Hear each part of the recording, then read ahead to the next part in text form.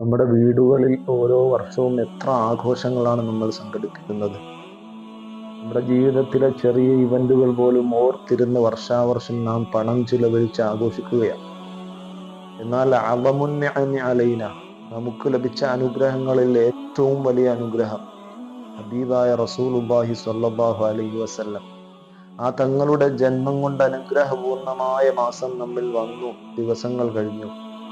ഇതുവരെയെങ്കിലും മുഅ്മിനീങ്ങളെ, നമുക്കൊരു ദിവസം നമ്മുടെ വീട്ടിലുള്ളവരൊക്കെ ഒന്ന് ഒരുമിച്ച് കൂടിയിരുന്ന് നമ്മുടെ മക്കളെ, കുഞ്ഞു മക്കളെ ഒക്കെ ചേർത്തിരുത്തി നമുക്ക് സുപരിചിതമായ ഒരു മൗലിദ് ഓതി നമ്മൾ തയ്യാറാക്കിയ ഒരു ഭക്ഷണം കഴിച്ച് ദുആ ചെയ്ത ഒരു ദിവസം നമ്മൾ കഴിഞ്ഞുപോയോ?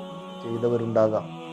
ചെയ്തിട്ടില്ലെങ്കിൽ നമ്മൾ എങ്ങനെയാണ് മുത്തുനബി സല്ലല്ലാഹു അലൈഹി വസല്ലം തങ്ങളുടെ മഹബത്തിനെ അവകാശപ്പെടുക?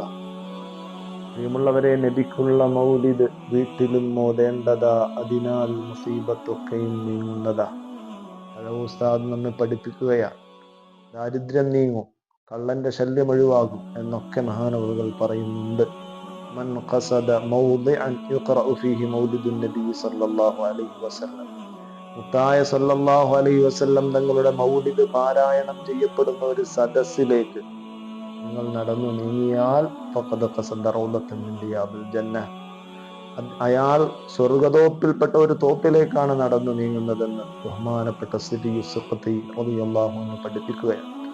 ഇത് സഹാബത്തിന്റെ കാലം മുതൽക്ക് താബിഈങ്ങൾ, തബഉ താബിഈങ്ങൾ, അഇമ്മത്ത് മുഴുവൻ ഓതി വന്ന മുത്തുനബി തങ്ങളുടെ മദ്ഹുകൾ അവരാണ് നമ്മെ പഠിപ്പിച്ചത്.